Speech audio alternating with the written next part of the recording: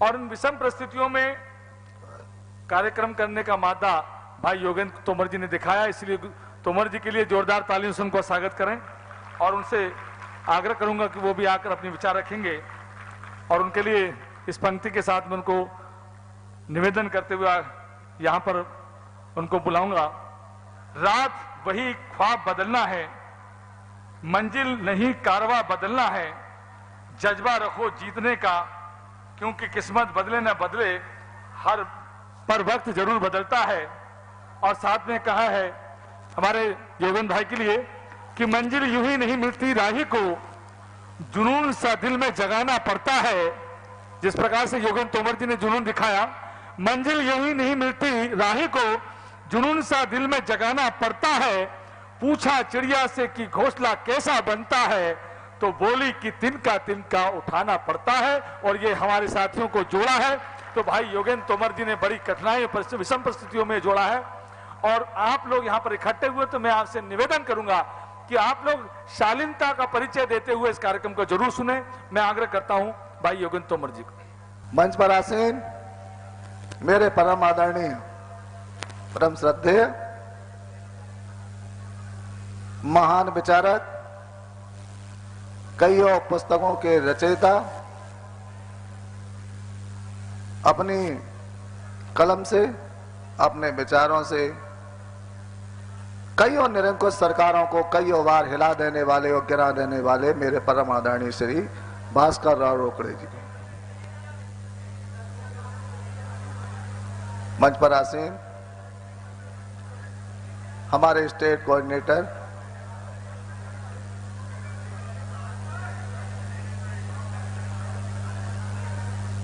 संगठन के बहुत बड़े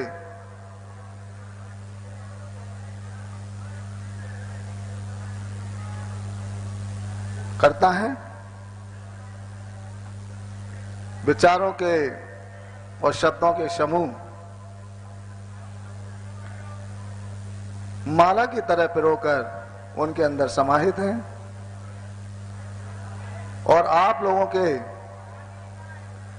भविष्य को सुधारने के लिए अपना जीवन पूर्णतः न्यौछावर करने वाले रीवा से पधारे विशेष तौर से मेरे भाई श्री शैलेंद्र श्रीवास्तव जी, मैं चाहता हूं दोनों महानुभावों का जोरदार तालियों से स्वागत किया जाए।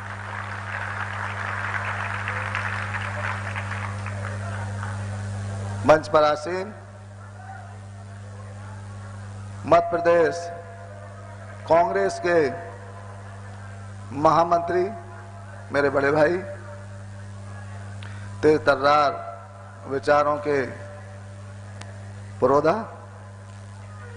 भाई दामोदर यादव जी का जोरदार स्वागत करिए। मंच पर आसीन ज्योति सिंह जी, श्रीमती भारती राजपूत जी, श्रीमती गुंजा जी, श्री परवेश खान जी, श्री धर्मेंद्र अग्रवाल जी, जो हमारे ग्वालियर के बहुत बड़े सीए भी हैं, उनका जोरदार स्वागत करें। और सम्मानित मंच और विशेष तौर से यहां पर पधारे मेरे युवा साथियों, और इतनी भयंकर बरसात में जिन लोगों ने अपने को भीगने की परवाह न करते हुए, अपने को बीमारी की परवाह को न करते हुए, इन विषम परिस्थितियों में अभी 3 दिन पहले ही जो ग्वालियर में उपद्रव हुआ, प्रशासन ने जिस तरीके से युवाओं के साथ अत्याचार किया, उनकी मांगों को न समझते हुए, उनके विचारों को नजरअंदाज करते हुए जो उनके साथ अमानवीय व्यवहार किए, इन सब के बावजूद भी युवा साथी जो यहां पर उपस्थित हैं, हम लोगों के साथ कंधे से कंधा मिलाकर इस लड़ाई को लड़ने के लिए प्रेरित हैं। उन सबका मैं जोरदार तालियों से स्वागत करता हूं। यह कार्यक्रम है आप लोगों का। बेरोजगार कौन है? आर्थिक कमजोरी किसकी है? सरकारें छल किसके साथ कर रही हैं? आर्थिक रूप से, रोजगार के रूप से कौन परेशान है? आप लोग परेशान हैं। हम लोग तो अपना जीवन जी चुके, हमें आप लोगों की चिंता है। और जब आप अपनी ही चिंता नहीं करेंगे तो आपके भविष्य को कोई नहीं सुधार सकता।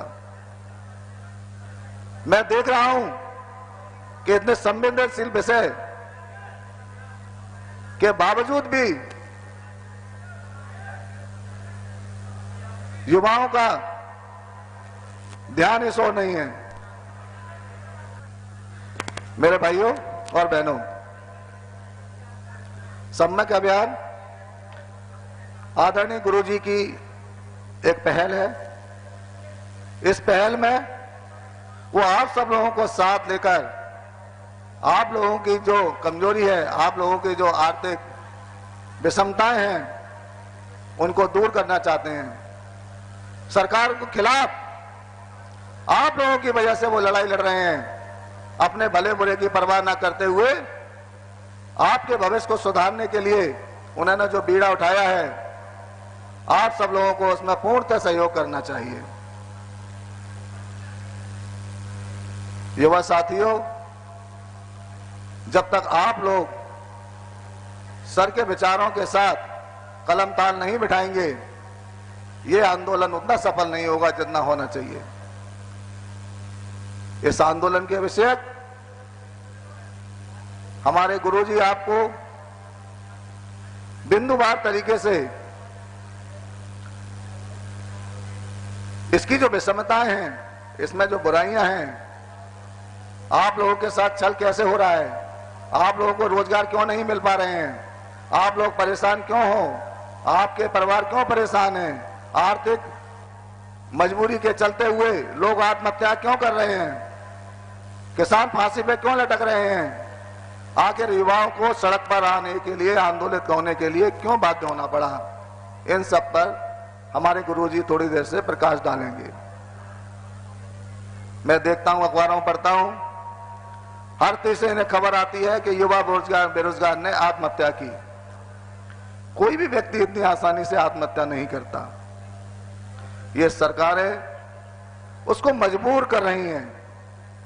जब व्यक्ति को अपना भविष्य असुरक्षित दिखाई देने लगता है, उसके पास कोई रास्ता नहीं होता, तो वो व्यक्ति को सिवाय मरने के कोई रास्ता नहीं बचता और कोई फांसी पर झूलता है, कोई रेल की पटरी के नीचे आता है, कोई कुएं में कूदता है। निरंतर ये घटनाएं हमको सुनने को मिलती हैं।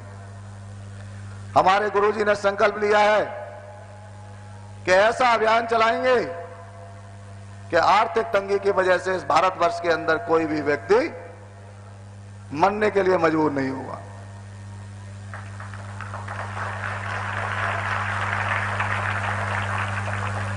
लेकिन उनको आपके सहयोग की पूरी तरीके से जरूरत है। आखिर मुद्दा आपका है, आपको समझने की जरूरत है कि हम सब मिलकर बिना लड़े, बिना तोड़फोड़ किए, बिना आंदोलन किए विचारों की क्रांति को लाकर इस विषमता को कैसे दूर कर सकते हैं। हमारे सर का जब भाषण हो, अभी बड़ी गहराई से उनके एक एक शब्द को सुनिएगा। हो सकता है उनका एक एक शब्द आपके जीवन को आगे चल के परिवर्तित करने में मददगार हो।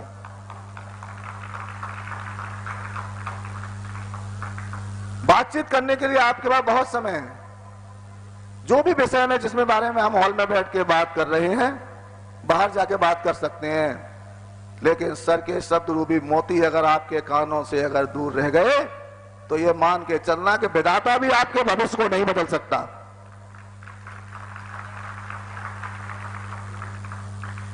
ईश्वर ने इन्हें आपके लिए भेजा है, इनकी कद्र कीजिए। इनका अपना कोई स्वार्थ नहीं है। ये राजनेता भी नहीं है कि इनको आपसे वोट चाहिए हो। ये पैसे लेकर ही सेमिनार नहीं करते। आप सब लोग आए हो, सब फ्री में आए हो, किसी ने टिकट नहीं लिया है इस सेमिनार में। केवल सबको एक चिंता है कि मेरा जीवन तो निकल चुका है, मेरे भारत में रहने वाले मेरे युवाओं का जीवन तंगी में नहीं गुजरना चाहिए, और तंगी की वजह से कोई भी व्यक्ति आत्महत्या करने को न मजबूर हो। इसके लिए सर ने दृढ़ संकल्प लिया कि समय अभियान के माध्यम से घर घर में रोजगार देंगे, और कैसे देंगे इसके बारे में सर अभी आपको बताऊंगा।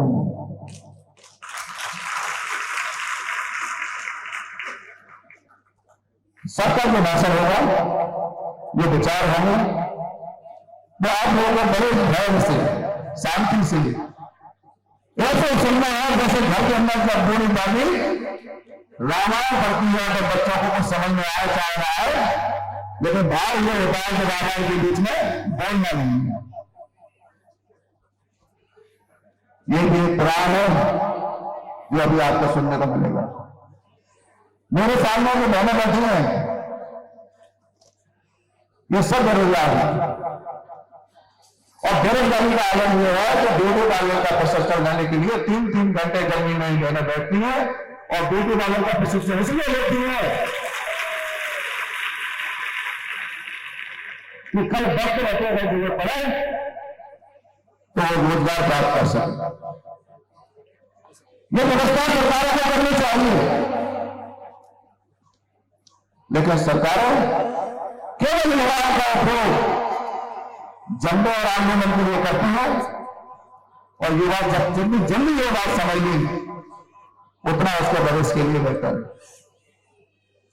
सर आपको ये बताएंगे कि कैसे उनका हृदय परिवर्तित हुआ, कैसे उनके मन में ये ख्याल आया कि आज देश को अगर सबसे ज्यादा जरूरत है तो रोजगार की है। जो देश का सबसे पीछे ले जाने वाली अगर कोई शब्द है तो वो बेरोजगारी है। इन सब विषयों में हमारी सरकारों को सोचना चाहिए, लेकिन हमारी सरकारें इस पर बात करने तक का तैयार नहीं है। अभी जब लड़का ने आंदोलन होकर सरकार से पूछा कि आपने आंदोलन जो एक नाम देकर सेनानियों के 4 साल की भर्ती पर जो एक खेल निर्भय मचाया है, वो हमारी जवानों के साथ अत्याचार क्यों, उसके बदले में उनको क्या मिला सबको पता है। यहां पे बहुत से लड़के ऐसे होंगे जिन्होंने पीठ पर लाठी खाई होगी, बहुत से लड़के ऐसे होंगे जिनके रिश्तेदारों को थाने में रात रात भर बंद किया गया होगा। ये दर्द आपके अंदर हो चाहे ना हो, श्री भास्कर राव रोकड़े जी के हृदय में पनपता है।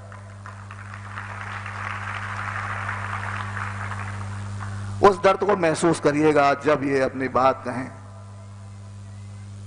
किसी के मुंह से बात नहीं निकलनी चाहिए, कोई बातचीत नहीं करेगा, कोई लघु शंका के लिए भी बाहर नहीं जाएगा, कोई भी काम आपके भविष्य से बड़ा और जरूरी नहीं हो सकता। बड़ी गहराई से इनकी बात सुनिए।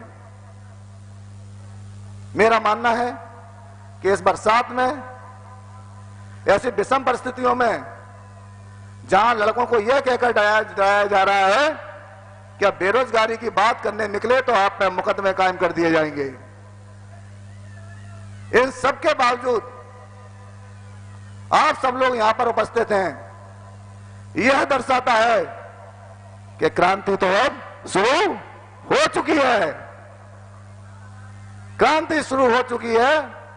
अब क्रांति की मसाल को पूरे भारत के अंदर ले जाना आप सबका दायित्व है।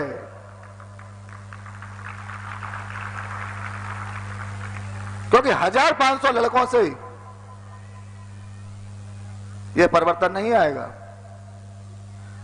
सर ने प्रण लिया है कि भोपाल के अंदर 5 लाख युवाओं को इकट्ठा करेंगे, शांतिपूर्ण तरीके से बैठेंगे और जो भी मौजूदा सरकार होगी उसको घोटने टेकने के लिए बाध्य करेंगे। समझना मेरे शब्दों को गहराइयों से। आखिर किसके लिए? आप सबके लिए। ऐसा कौन सा इसमें बैठा हुआ है जिसको रोजगार की जरूरत नहीं है? सबको रोजगार की जरूरत है।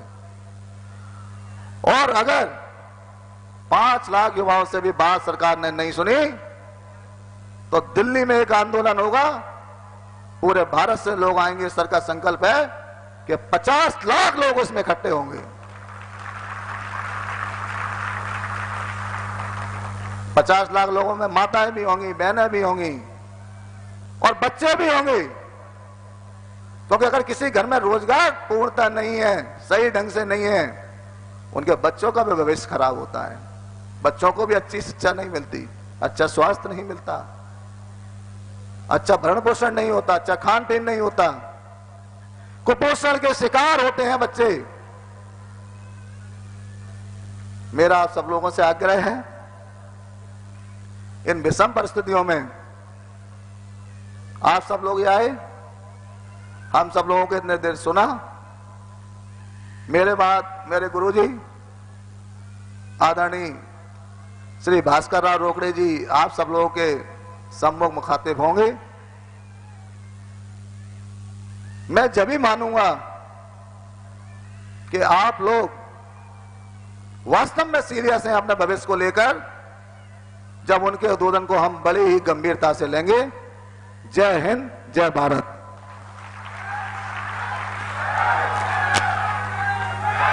बहुत बहुत धन्यवाद। जोगेंद्र भाई ने अपनी बातों को रखा। जोरदार तालियों से स्वागत करें।